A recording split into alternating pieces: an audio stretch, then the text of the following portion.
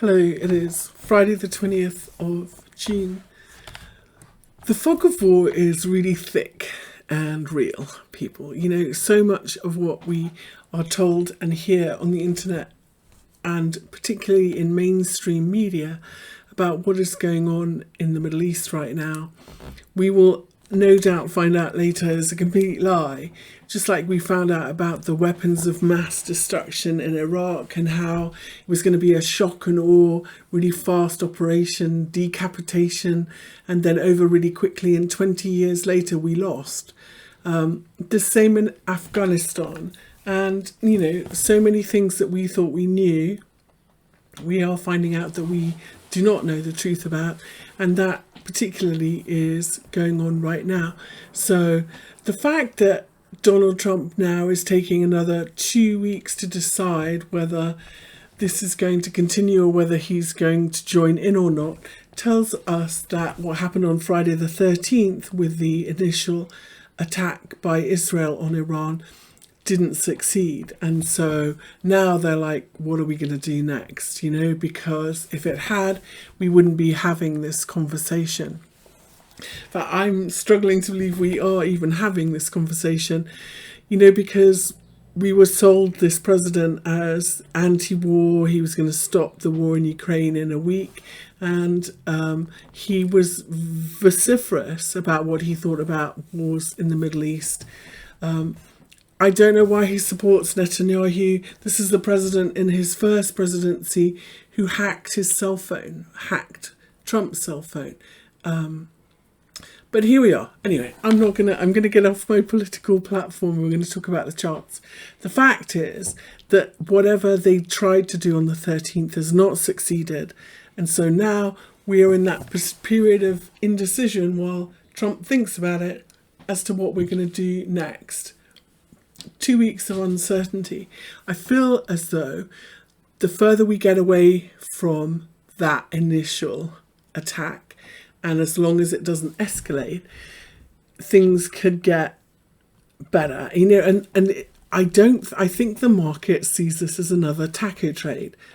Trump always chickens out because the fact that stock indexes are sideways at the highs, Bitcoin is sideways at the highs, and the fact that oil hasn't broken a 236 fib retrace level tells me that we should be selling these spikes in energy and buying the dip in everything else with obviously some protection in case some idiot escalates it. But that feels like where we are at the moment. Now, as you know, last video I talked about how we were sitting on really important support for potentially a bigger correction in Bitcoin and ETH and in stock indexes. I wanted to look at a couple of charts because we've had some really positive news, if you like, for crypto. And that's kind of keeping us emboldened, and whilst everything calms down, I think that we should see some really nice continuation higher if that happens. Coinbase has just got permission to has just got a license in Luxembourg, which opens up the entire European Union to Coinbase, 27 countries. That's really good news for Coinbase. And Coinbase also benefited really well from the news about the Genius Act passing. The Genius Act is a really big deal for stablecoins. It stands for Guaranteed Electronic Negotiable Instruments for the US dollar. And it's the first major stablecoin legislation to kind of gain any traction. And so US regulated stablecoins are going to get a real boost from it because it gives clear federal oversight of fiat-backed stablecoins under the Fed. It requires full one-to-one reserve backing, so there's no funny business or kind of rehypothecation, if you like. And it empowers the US dollar stablecoins to compete really well digitally with other central bank stablecoins. And I think that really benefits coins like USD Circle. And I'm expecting a kind of really good positive reaction in stablecoins to this. So that was very positive. And therefore, I'm going to start with Coinbase chart because it's at a really important level. And I'm one of those people who think that when markets stop going up on really good news, and this news today about the European Union was a really big deal. One of the fibs that Coinbase likes is a 786 fib. So if we look at this big, this is the NASDAQ chart here. So we know this is high to low on the listing. If we go from here, we reverse to the 786 fib retrace level. We complied with all this 38.2, this 61.8, and so this is respecting Fibonacci retrace levels really nicely. When you reverse to the 786, your first minimum target is usually the 38.2, which is here, and we got back into the middle, and this is really bullish. But sometimes markets do these fractals. So here, if we go from this low to high on a smaller scale, you can see that, again, these fib levels have been marked and paused at, pull back down to the 50%, kept going higher. So 305 is one of those really important levels here in Coinbase. If you are long of this one, then you need to keep a watch of this support level here at 270, because underneath 270 obviously means a bigger pullback in Coinbase down to 221. This would be the minimum target. But there's also a chance here that this is making a bigger bullish Gartley pattern. What do I mean by that? If I measure from this low to this high here in Coinbase and look at the fib retrace levels going this way, we bounce from a 61.8 fib level. And when you do the really big bounce here, which we have done, and you then do a second leg lower to the 786, that makes a really bullish Gartley pattern. So we would then have 5 waves up and a big 3-wave pullback here. And one of the best identifiers of a bullish Gartley pattern is the relationship between these two swings for it to be kind of a corrective measured move. So if I measure from this high to this low in Coinbase, don't worry, I'll line it up properly. There we go. You can see that that equal measured move was also down here at 99, and that equal measure move. Now, I'm not saying that we're going to, just because if we lose this level here at 270, we're going to drop all the way down here in a bigger ABC. The shit would really have to hit the fan in the world for that to happen. I'm just saying that I might not. And I also,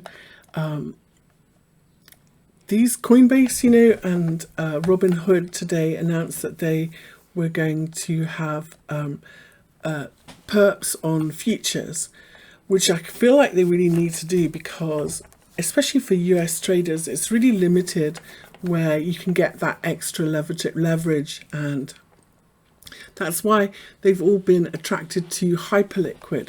So this announcement that Coinbase and Robinhood are going to do that, I think, is a little bit of a negative for hyperliquid and a positive for Coinbase. So I'm really interested to see if this keeps going higher or not. So 270 really is the level we need to keep going if we're going to keep going higher, and this whole correction is over and this is going to explode.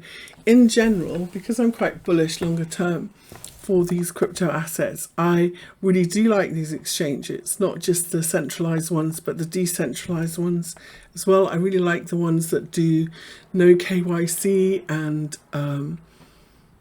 yeah, some of them hold up really well, you know. So that's what I'm looking for in Coinbase, quite an important level.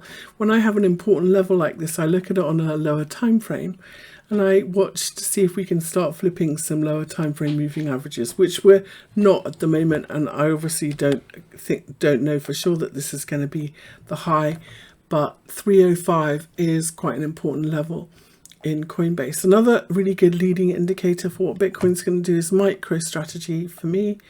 I'll just move that. Let's move that back again. Talking about fib retrace levels and Fibonacci patterns. Again, if in this one, if I measure from this high to low, here you can see we've paused at the 61.8. We're in the middle in that golden ratio zone. For me in MicroStrategy, as long as we stay underneath 387, the likelihood is that we continue lower to 350 in a big three-way fallback. The problem is here in the middle, sometimes you do a bigger bounce in a B-leg. So this is our first drop, and here we could do a bigger bounce like this, but I'm still expecting MicroStrategy at some point to dip down to 350. This is definitely underperforming Bitcoin right now.